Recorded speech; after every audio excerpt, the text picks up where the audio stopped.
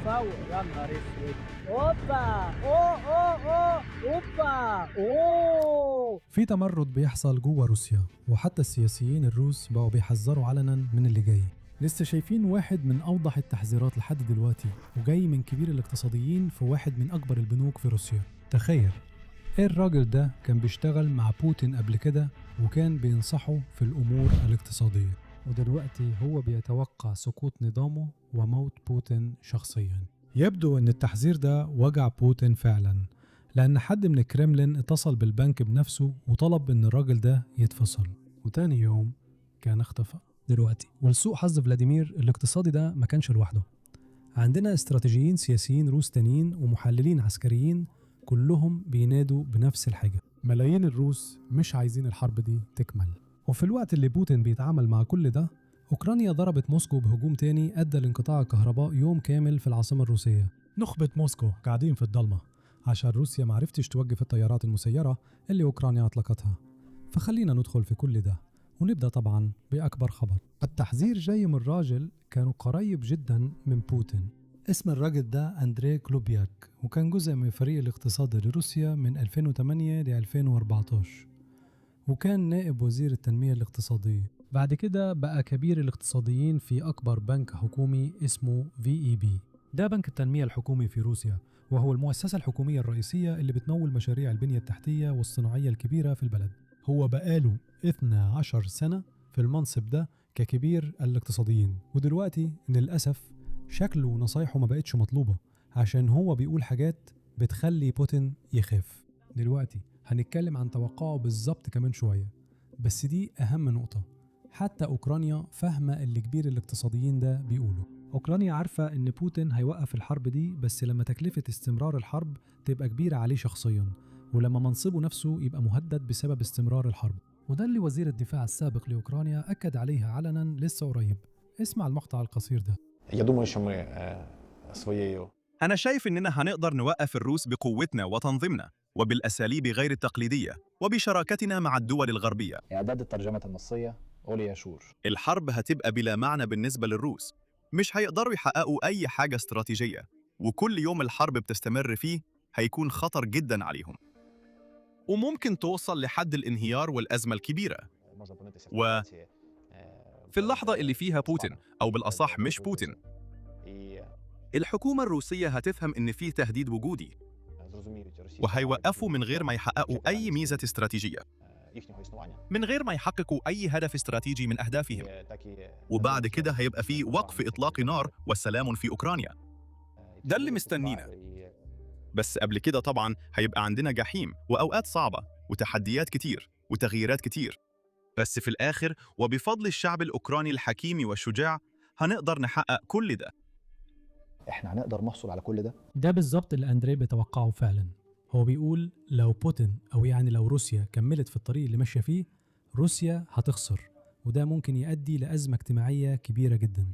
أنا عايز أوريكم العرض اللي قدمه، لأنه هو ده العرض اللي تسبب في طرده. تمام؟ هو عمل العرض ده في مايو، وكان بعنوان اقتصاد روسيا والتحديات الجيوسياسية، واتعرض في نادي نيكيتزي. النادي ده معمول حرفياً علشان المسؤولين الروس الكبار والمستشارين يجتمعوا ويناقشوا الأفكار علشان يقرروا إيه هو أفضل طريق للبلد. وده مهم علشان الراجل ده مش ضد بوتين ولا بينتقد بوتين، هو بشكل عام بيحذر من حاجة هو شايف إنها ممكن تضر روسيا. يعني هو عايز يبلغ الناس التانية علشان يلاقوا طريقة يتجنبوا الحاجة دي. بس واضح إن تحذيره كان زي ما تقول مزعج شوية لبوتين. فخلينا أوريك شوية تصريحات مهمة من العرض ده. فأول واحدة بتقول: بعد معدلات نمو قياسية في 2023 و2024 الاقتصاد الروسي بدأ يبطأ في 2025، وبحسب التوقعات هو فعلا حينخفض السنة دي عن معدلات النمو في الولايات المتحدة وأوكرانيا اللي احنا في مواجهة عسكرية وسياسية معهم. يعني تاني 2023 و2024 كانوا في الأساس روسيا بتنتعش من مواردها الخاصة، كأنه بوتين كان بيطبع فلوس كتير أو بيضخ فلوس كتير في قطاع الدفاع لدرجة إن الاقتصاد كان بينمو. بس للأسف كلنا كنا عارفين إن ده مش حل على المدى الطويل، وده بالظبط اللي بيحصل دلوقتي. بس خلينا نكمل مع تعليقات أكتر من العرض التقديمي. إحنا بنخسر المنافسة التكنولوجية والاقتصادية في العالم، وكمان مش بس بنخسرها قدام الصين وأمريكا، لكن في بعض النواحي حتى قدام أوكرانيا، حتى لو كان ده صعب علي شخصيا أعترف بيه. على فكرة دي كلماته هو، بس زي ما انت شايف بوضوح الراجل ده مش واحد مؤيد لأوكرانيا أو أمريكا، هو مؤيد جدا لروسيا وبيحاول يحذر من حاجة جاية. ده زي اني اتعصب على الميزان في الحمام عشان بيوريني اني تقيل. المشكلة مش في الميزان، بس خلينا نكمل. هو كمل وقال مش هنكسب المنافسة في حرب الاستنزاف دي، احنا عندنا وهم ان كل حاجة هناك هتنهار. هناك يعني أوكرانيا، هي ما انهارتش ومش هتنهار، وفي نفس الوقت تكاليفنا احنا بتزيد، وطبقا للاستطلاعات العامة وضع الرعاية الصحية بيتدهور، والقطاع العلمي والتكنولوجيا عندنا في تفاوت كبير. عندنا إنجازات في مجالات معينة، لكن بشكل عام من وجهة نظري احنا بنخسر المنافسة مش بنكسبها. دلوقتي نظام الرعاية الصحية الروسي فعلا مجنون، وفعلا أنا كاتب عندي في القائمة إني أعمل فيديو عن الموضوع ده في وقت لاحق. بس الوضع سيء لدرجة إن روسيا دلوقتي بتسرع مشوار طلبة الطب، مش بتسهل عليهم بس عشان يخلصوا بسرعة وينزلوا يشتغلوا أطباء، لأن روسيا محتاجة أطباء بشكل رهيب. وده عامل مشاكل كتير، لأن الناس دي مش زي الدكاترة العاديين، هم ما خدوش التعليم اللي المفروض ياخدوه بالكامل، وده في حد ذاته مشكلة. وكمان فوق كده بسبب نقص الدكاترة ده، بعض الدكاترة دول مضغوطين في الشغل ومش بياخدوا مرتبات كويسة لدرجة إنهم بيسيبوا روسيا حتى بعد كده، عارف، بعد ما ياخدوا شهادة دكتور بسرعة، وده بيخلق مشاكل كتير. وطبعا المناطق المحتلة بتعاني أكتر بكتير من المناطق البعيدة في روسيا، والمناطق دي بتعاني أكتر من المدن الروسية الكبيرة. بس مع ذلك المشكلة دي بتنتشر وبتسوء جدا، وده موضوع حتى النخبة في الدول بقت بتتكلم عنه دلوقتي، يعني فعلا حاجة بوتين لازم يقلق منها. بس خلينا نكمل، لأن التوقع الأخير ده، التوقع ده فعلا بيخوف بوتين. هو بيقول الاقتصاد هيستحمل، بس ممكن تظهر أزمة اجتماعية، وبالظبط في الوقت اللي محدش متوقعه. أحب أفكركم إن محدش كان متوقع ثورة فبراير برضه. دلوقتي ثورة فبراير هي الثورة اللي حصلت سنة 1917، يعني في الوقت اللي كانت فيه الحرب العالمية شغالة وفعلا بدأت الثورة الروسية.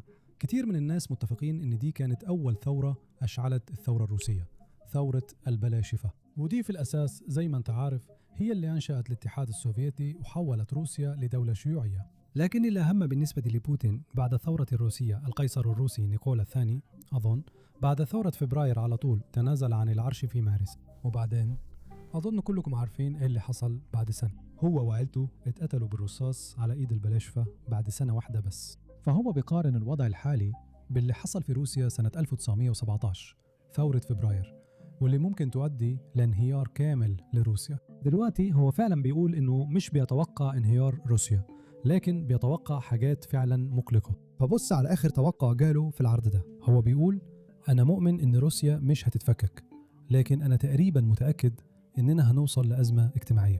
إحنا مش هننهار اقتصاديا، لكن التأخر بتاعنا هيستمر في الزيادة بكل العواقب اللي هتترتب على كده. طيب الكلام ده كان كفاية، لأن على ما يبدو، وده على فكرة حسب الإعلام الروسي مش معلومات جايبينها من الإعلام الغربي أو الإعلام الأوكراني، الإعلام الروسي نشر تقرير بيقول إنه تم إقالته وما قدروش ياخدوا تصريح من البنك عن سبب الإقالة. لكن شخص قريب من منصبه في البنك قال للإعلام الروسي بشكل مجهول إنه اتفصل لأن في مكالمة جات مباشرة من الكرملين بعد العرض ده. العرض ده تغطى مؤخرا في جريدة موسكو تايمز بالروسي، فأتوقع أن الجمهور الروسي بيقرأ ده أكتر بكتير. فبعد ما العرض اتغطى في الجريدة دي هو اتفصل حرفيا بعدها بيومين. فلما الموضوع بقى خبر كبير جوه روسيا، بوتين ما قدرش يسيب الراجل ده في منصب قوي أو عنده سلطة، فأتوقع أن بوتين بنفسه اتصل بالبنك وطلب أنه يتفصل. دلوقتي لو هتوقع هقول أن ذكره لسنة 1917 هو اللي غالبا تسبب في اللي حصل للراجل ده، لأنه بوتين ممكن يتقبل شوية نقد عن الاقتصاد، بس مش شايف أنه هيتقبل الكلام عن سقوط القيصر من عرشه وبعدين اتقتل، لأنه بوتين عنده نظرة قدرية جدا، هو ده التعبير الصح، يعني بيفكر في الموت كتير. وده حاجة عرفناها من ناس كانوا بيشتغلوا قريب جدا من بوتين، زي في فتراته الأولى والتانية وحتى في التالتة. بصوا على التقرير ده، هو خبر قديم بس حابب أشاركه معاكم لأنه ليه علاقة باللي بنتكلم فيه. أسوأ كابوس عند بوتين هو فعلا فيديو اغتيال القذافي، لا موته. على حسب مصادر قريبة منه واللي كانوا فعلا معاه وقتها، بوتين اتأثر جدا بموت الدكتاتور الليبي، لدرجة انه قعد ساعات يتفرج على الفيديو بتاع القبض على القذافي وقتله مرارا وتكرارا. هو واضح انه شايف نفسه في القذافي، وخايف إنه في يوم من الأيام ممكن ينتهي بيه الحال زيه بالظبط. دلوقتي بعد ما عرفت المعلومة دي أظن بقى منطقي ليه بوتين خايف قوي من المقارنة بسنة 1917 لما آخر قيصر روسي اتقتل.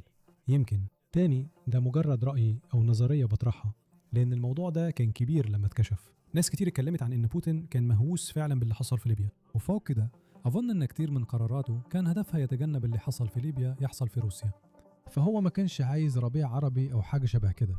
بس للأسف بالنسبة لفلاديمير الصغير، الراجل اللي اسمه كليباك مش الوحيد اللي بيطرح النظرية دي. في ناس تانية جوه موسكو بيقولوا نفس الكلام، ولسه قريب احنا اتكلمنا عن ازاي عمدة موسكو نفسه قال ان الاقتصاد هينهار لو بوتين كمل في التعبئة.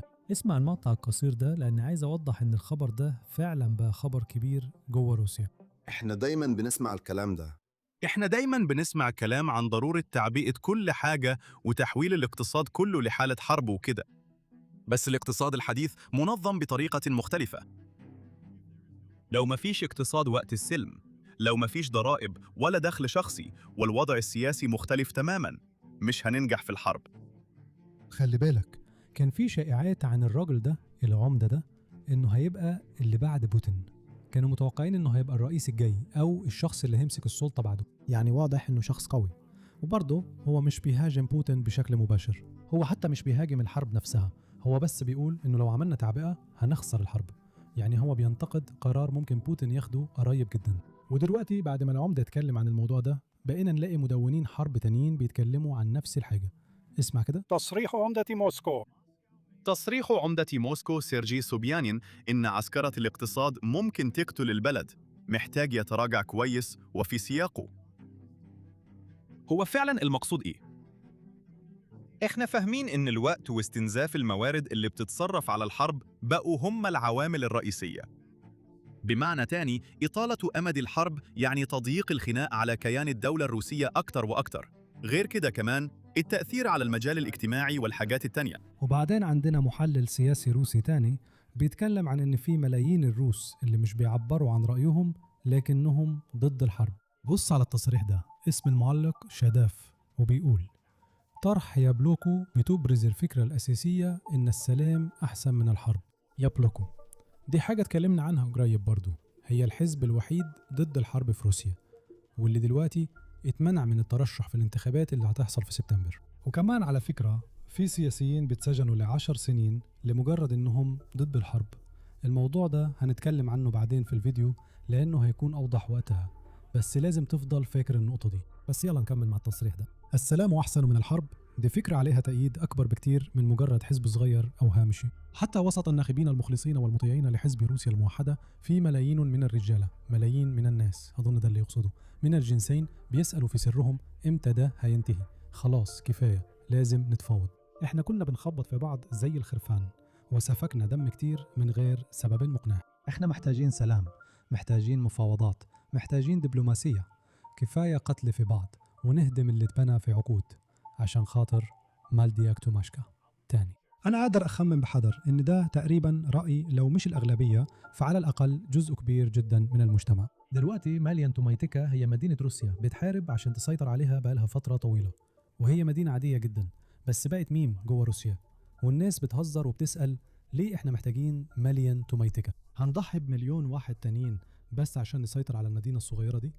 على فكرة هي مدينة في أوكرانيا، بس أيوه هو ده اللي بيستخدمه، يعني بيقول ما تدمرش اللي اتبنى في عقود عشان ماليا تومايتكا تانية. الكلام ده جاي من معلق روسي ليه عدد كبير من المتابعين جوه روسيا. دلوقتي أنا متأكد إن في بعضكم بيفكر إن دول مجرد اقتصاديين ومعلقين بيتكلموا، صح؟ يعني الموضوع مش مهم أوي، وأنا عارف إن ناس كتير مش بيحترموا الاقتصاديين أوي. هظن في نكتة للرئيس ريغان عن إن كل الفوضى في العالم سببها الاقتصاديين، وده برضو منطقي شوية. ده منطقي نوعا ما، بس مش بس الناس دي اللي بينتقدوا اللي بيحصل، عندنا كمان بعض القادة العسكريين وناس شغالة مع الجيش بيقولوا نفس الكلام اللي جاي. معايا مقطع من خبير استراتيجي عسكري كان عضو في هيئة الأركان العامة الروسية قبل كده، كونستانتين سيكوف، وهو بيحذر من الحاجة اللي كنا بنتكلم عنها، وبيحذر من نفس الحاجة اللي كل الاقتصاديين دول بيتوقعوها، انفجار اجتماعي وسياسي جوه روسيا. اسمع كده. ده معناه تنفيذ عملية هجومية استراتيجية هدفها الهزيمة الحاسمة للقوات المسلحة الأوكرانية. أي حاجة تانية تبقى إجراء ناقص. إجراء ناقص اللي بيؤدي بالوضع لعتبة خطيرة جدا على بلدنا. أيوة، وإيه الاستنتاج؟ كل ده بيحصل رغم كل حاجة، فالاستنتاج بسيط جدا. إن لو ما انتقلناش لإجراءات حاسمة من النوع ده دلوقتي أو في المستقبل القريب، فخطر حدوث انفجار اجتماعي وسياسي هيزيد تدريجيا بالنسبة لنا. إيه هي العلامات؟ أول علامة هي إن رأس المال الكبير بدأ يظهر استياؤه بوضوح من سياسة الحكومة، وده بيدل على انقسام عميق جوه النخبة السياسية في روسيا. في الحقيقة رجال الأعمال الكبار عارضوا سياسات الرئيس للحكومة بشكل علني. ومن ناحية تانية بنشوف إن في استياء متزايد في المجتمع. دلوقتي أنا عايز أوضح حاجة واحدة. أيوة، في ناس كتير جوه روسيا ضد الحرب دي، وببطء ناس أكتر وأكتر بدأوا يتكلموا، بس ده مش معناه إن كل الناس ضد الحرب. في الحقيقة عندنا شوية مدمنين كحول في الحكومة الروسية اللي مؤيدين الحرب دي تماما، والناس دي بتطلع قدام الناس وبتقول على أي حد ضد الحرب إنه أحمق. وطبعا بعضكم ممكن يكون خمن أنا بتكلم عن مين. أنا بتكلم عن دمية بوتين المفضلة، ديمتري ميدفيديف. ولسه قريب هاجم كل شاب في روسيا، قال إن كل شاب روسي ضد الحرب، دول أغبياء. اسمع بنفسك. ومع ذلك المواجهة الأيديولوجية مش هتنتهي، لأن المشاكل دي مش موجودة عندهم بس. إحنا كمان عندنا نفس المشاكل. بصوا شوفوا إيه. بص كم واحد أهبل الفترة الصعبة والدرامية دي طلعتهم على السطح. في الفترة الصعبة والدرامية دي الهبل يعني. شباب هبل كتير منهم مش فاهمين هم بيعملوا إيه وبيصدقوا أي وعود. شوية فلوس تافهة، أو ببساطة عايزين يقولوا لصحابهم إنهم ضد كل حاجة. وسط أصحابه يقول إنه ضد كل حاجة. طبعاً ده غالباً بيكون طبيعي عند الشباب. بس إيه المشكلة؟ إحنا ببساطة لازم نفهم إن في ناس كتير عندهم مشكلة في دماغهم وطنية كده. عشان كده التربية الوطنية اللي مبني على أحسن أمثلة أبطالنا مهم جداً. ده بيدينا فرص كبيرة جداً عشان نضمن إن أغلب الناس يفهموا الحقيقة بشكل أفضل عن الحرب، عن الانتقام، عن دور بلدنا، عن اللي اتعمل عشان ندافع عنها على مر القرون، وإيه اللي بيتعمل دلوقتي. وطبعا الراجل ده في منصب رسمي فلازم يكون دبلوماسي شوية. بس المدونين الحربيين الروس اللي ورا الحرب دي لسه مش دبلوماسيين كده. من وجهة نظري هم بيبالغوا قوي. بس قبل ما ندخل في المقطع ده عايز اوريكم ايه اللي بيحصل مع الحزب اللي بوتين لسه حظره، الحزب الوحيد ضد الحرب جوه روسيا.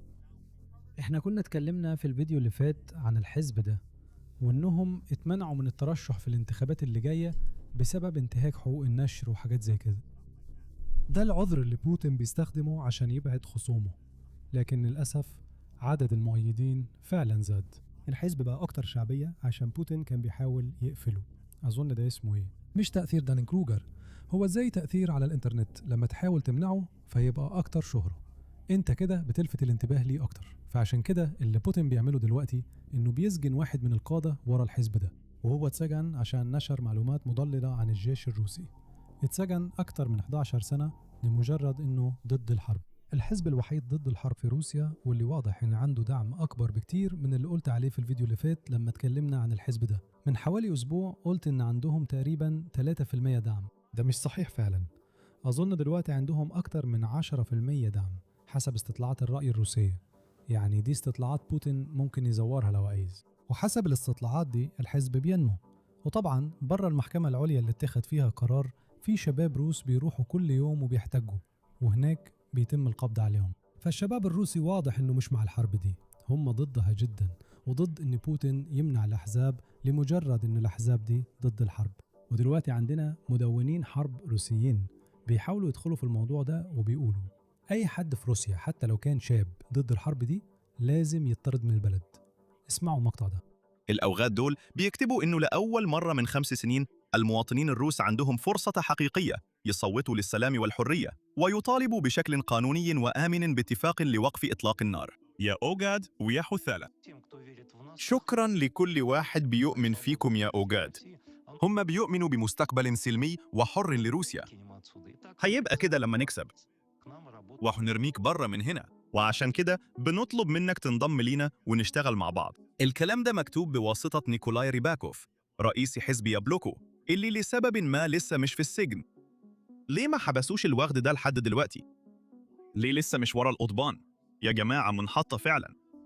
لو سيبنا المشاعر على جنب، طبعا أنا مع وجود طيف سياسي واسع، بس لما ناس يدخلوا الطيف السياسي ده وهم أصلا مش فارق معاهم خالص سير القتال العنيف أو موت ولادنا، يعني هم فعلا بيقترحوا الكلام الفاضي ده دلوقتي.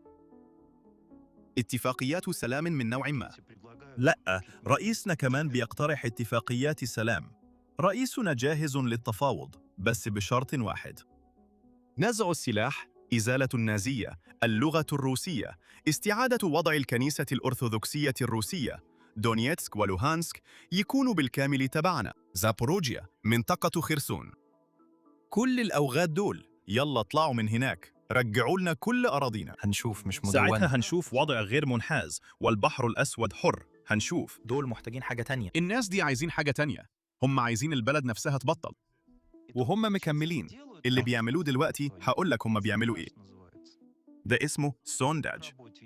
في الشغل العملياتي فيه مصطلح اسمه سونداج عميل، بس هنا المصطلح ده بينطبق بمعناه الكامل. الأوغاد دول قرروا يشوفوا كام واحد من الأشكال الوسخة دي لسه موجود هنا، ممكن يصوتوا ليابلوكو. طيب اتفضلوا، أنا آسف إني قلت عليكم كده. أنا مؤمن إن الناس اللي مش بيدعموا العملية العسكرية الخاصة، الناس اللي بيكرهوا بلدي، الناس اللي شايفين إن لازم نسلم الأرض وهكذا، كلهم دول ناس لازم يتسحب منهم الجنسية. لو مش عاجبك روسيا العظيمة بتاعتي، امشي من هنا فوراً. فركني لارز. فيه مدن وبلاد كتير مستنياك، هيشغلوك كمان. أجهزة الأمن الأوكرانية والمخابرات العسكرية باستغلال الأمن والمخابرات العسكرية. دلوقتي في الوقت اللي كل ده بيحصل، أوكرانيا بتستمر في زيادة الضغط من بره. بس ليلة امبارح النخبة في موسكو جربت اللي باقي البلد عارفاه كويس. هنا زي ما انت شايف على الشاشة، أوكرانيا بعتت مئات الطيارات المسيرة في كل أنحاء روسيا، وبعضهم فعلا راح للعاصمة. عندنا فعلا شوية فيديوهات طالعة من موسكو بتبين الطيارات المسيرة وهي بتنفجر في كل مكان. أول واحد شفته في بداية الفيديو، وده التاني. اتفرج كده.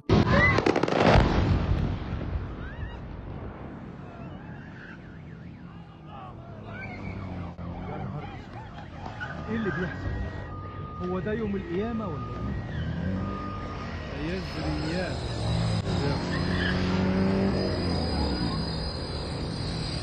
دلوقتي هنا في جزء غريب شوية. الهجوم ده حصل بالليل، وما كانش فيه قطع كهرباء بالليل، بس الصبح حصل قطع كهرباء. بدأ على طول بعد ما السكان سمعوا صوت فرقعة جامد عند محطة كهرباء فرعية. في اللحظة دي ما كانش فيه أي طيارات مسيرة في السماء، فأنا مش متأكد بالظبط الصوت ده كان إيه. يمكن كانت طيارة مسيرة خبطت في محطة كهرباء فرعية والضرر منها انتشر بعد كده وعمل انفجار، أو يمكن كان حاجة تانية. يمكن كانت البنية التحتية الروسية بتقع لوحدها عشان بقت قديمة، وبصراحة ده مش مستبعد. في كل الأحوال أيا كان اللي حصل، كان صداع كبير لناس كتير من الروس، خصوصا في منطقة الأعمال في موسكو. بص كده، في أجزاء من موسكو بتعاني من انقطاع في الكهرباء. حسب التقارير كان في حوالي 10 أشخاص محبوسين في أسانسير في المسرح، وما قدروش يخرجوا من غير مساعدة. وبشكل منفصل، تقارير الانقطاع زادت بشكل كبير في خدمات كتير في روسيا، زي شركات الاتصالات والبنوك ومواقع التواصل الاجتماعي ومنصات البث وخدمات أونلاين تانية. سبب انقطاع الكهرباء والإنترنت اللي اتقال عنه ما تذكرش. في المجمل شكله حوالي 10,000 واحد من سكان موسكو اتأثروا بالانقطاع ده بعد هجوم الطيارات المسيرة اللي حصل بالليل. وبرضه احنا مش عارفين السبب الحقيقي بالظبط، بس غالبا هتلاقيهم بيحملوا أوكرانيا المسؤولية بشكل أو بآخر، وأنا متأكد إن روسيا هتقول كده. وطبعا بسبب الحرب دي الاقتصاد الروسي لسه بيعاني، وسوق الأسهم الروسي بيورينا ده بالظبط. البنوك خسرانة، وشركات المخازن زي وايلد بيريز، مع إن وايلد بيريز شركة خاصة بس أنا متأكد إنها خسرانة برضه. وأنت عارف القصة ليه خسرانة. أوزون كمان خسرانة، ودي منافسة لوايلد بيريز. وكل الشركات اللي شايلة جزء كبير من اقتصاد روسيا كلها بتقع بسرعة جدا. التمرد اللي الاقتصادي كان بيحذر منه شكله السوق فعلا بيصوت إنه هيحصل.